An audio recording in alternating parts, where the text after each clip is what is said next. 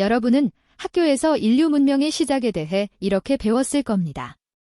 먼저 농업이 시작되고 사람들이 정착 생활을 했죠.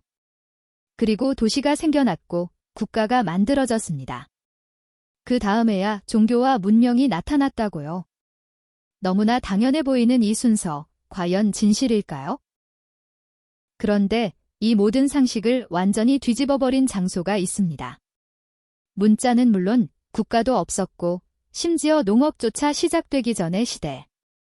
그때 이미 그곳에서는 사람들이 모여 거대한 구조물을 만들고 있었습니다. 같은 상징을 공유하고 같은 의례를 치르면서 말이죠.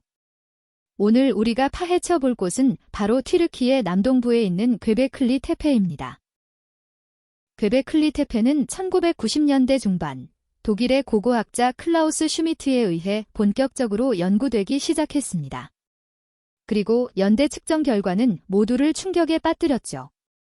무려 기원전 약 9600년. 지금으로부터 12,000년 전이라는 겁니다. 자, 12,000년 전의 이 시기가 어떤 시대였는지 한번 상상해 보시겠어요? 농업은 없었습니다. 도시도 없었고요. 심지어 국가나 문자도 존재하지 않던 시기였죠. 우리가 문명이라고 부르는 그 어떤 조건도 충족하지 못한 시대였습니다. 그런데 이곳에는 높이 5m가 넘는 T자형 거석 기둥들이 굳건히 서 있었습니다. 정교한 동물 구조가 새겨져 있었고 명백하게 의례 공간으로 보이는 구조물들이 발견되었죠. 단순한 거주지가 아니었습니다. 이건 분명한 목적을 가진 공간이었죠. 더욱 놀라운 사실이 있습니다. 이 거대한 유적을 만든 사람들은 정착 생활을 하는 농경민이 아니었습니다. 발굴 결과를 보면 대규모 농경의 흔적이 전혀 없었고요. 가축을 키운 흔적도 없었습니다. 장기간 거주했다는 증거 또한 거의 발견되지 않았죠. 이들은 바로 수렵채집 사회의 사람들이었습니다. 여기서 의문이 생깁니다. 먹고 사는 것도 불안정했을 이 수렵채집인들이 왜 이렇게 거대한 구조물을 만들었을까요? 괴베클리 테페는 살기 위한 공간이 아니었습니다. 그보다는 사람들이 모이기 위한 공간이었던 거죠. 이곳은 집이 아니라 어쩌면 인류 최초의 거대한 성소였을 가능성이 큽니다. 기존 교과서의 공식을 다시 한번 떠올려 볼까요? 농업이 시작되고 사람들이 정착했습니다. 그리고 도시가 만들어지고 국가가 형성됐죠. 그 다음에 종교가 나타났다고 배웠습니다. 문명이 종교를 만들었다는 이야기죠. 하지만 괴베클리 테페는 이 순서를 완전히 뒤집어 버립니다. 먼저 공동의 의례가 있었습니다. 그리고 이 의례를 위해 집단이 조직되었죠.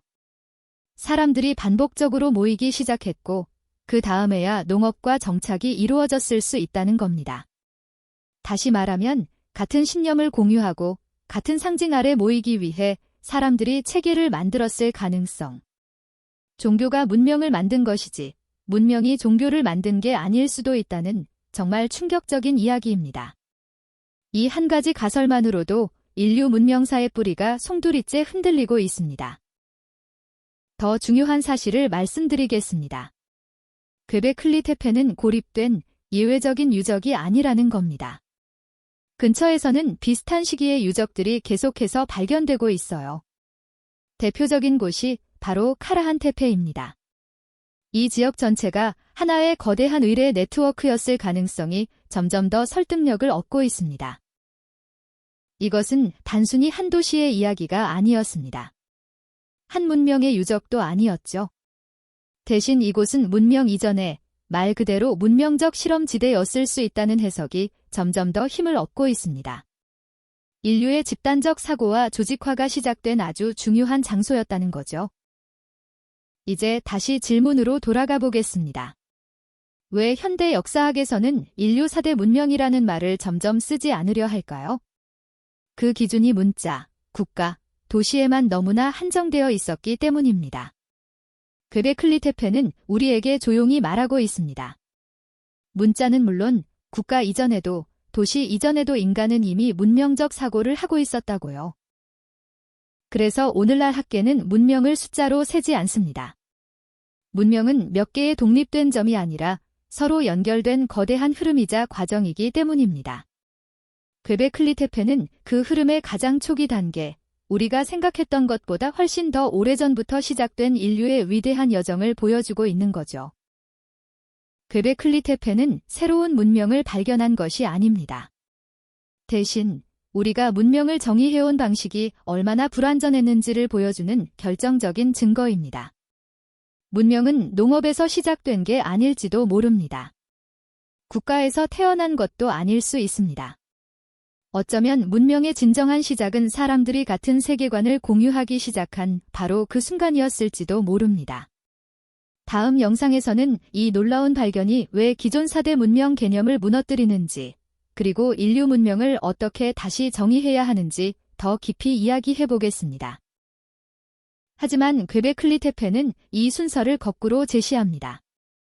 먼저 공동의 의례가 있었습니다. 그리고 집단이 조직됐죠. 사람들이 반복적으로 모이기 시작했고, 그 다음에야 농업과 정착이 이루어졌을 수 있다는 겁니다. 다시 말하면 같은 신념을 공유하고 같은 상징 아래 모이기 위해 사람들이 체계를 만들었을 가능성이 있습니다. 종교가 문명을 만든 것이지 문명이 종교를 만든 게 아닐 수도 있다는 이야기입니다. 이 한 가지 가설만으로도 인류 문명사의 뿌리가 흔들립니다. 더 중요한 사실을 말씀드리겠습니다. göbekli tepe는 예외적인 한 점이 아닙니다.